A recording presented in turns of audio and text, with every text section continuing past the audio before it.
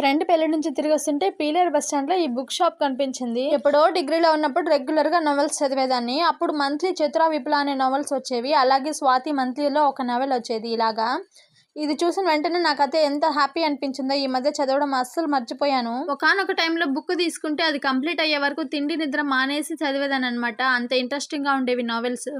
అప్పుడైతే స్వాతి మంత్లీలో ఒక నావెల్, చిత్ర విప్లవ, ఈ 3 బుక్స్ రెగ్యులర్ గా తీసుకునేదాన్ని తిరుపతిలో. కానీ ఇప్పుడు చిత్ర విప్లవ క్లోజ్ చేశారంట, ఎవరు కొనడం లేదని చెప్పి. నిజమే, మొబైల్స్ వచ్చేసరికి అందరూ బుక్స్ గురించి మర్చిపోయారు. కానీ ఈ బుక్స్ లో ఉన్నంత ఇంట్రెస్ట్ మొబైల్స్ లో ఎప్పటికీ రాదు నాకు మాత్రం. నిజంగా ఈ కాలం పిల్లలకు కూడా బుక్స్ అలవాటు చేయాలి. అందుకోసమే నేను చిన్నికి ఇప్పుడు నుంచి బుక్స్ చదవడం నేర్పించాలని చెప్పి తన కోసం కూడా కొన్ని స్టోరీ బుక్స్ తీసుకున్నాను.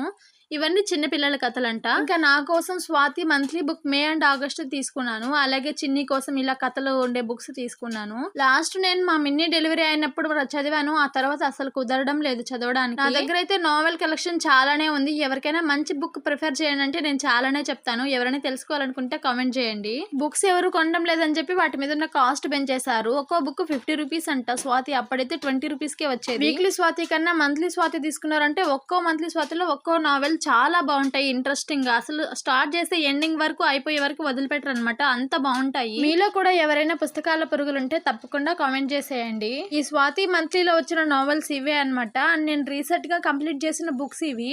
నా ఫేవరెట్ అనమాట. నేను చదివిన అన్ని బుక్స్ లో ఇది హైలైట్. అమ్మ డైరీలో కొన్ని పేజీలు చాలా ఫేమస్ అయింది. వీడియో నచ్చితే లైక్ చేయొచ్చు కదా. ఉంటాను, బాయ్.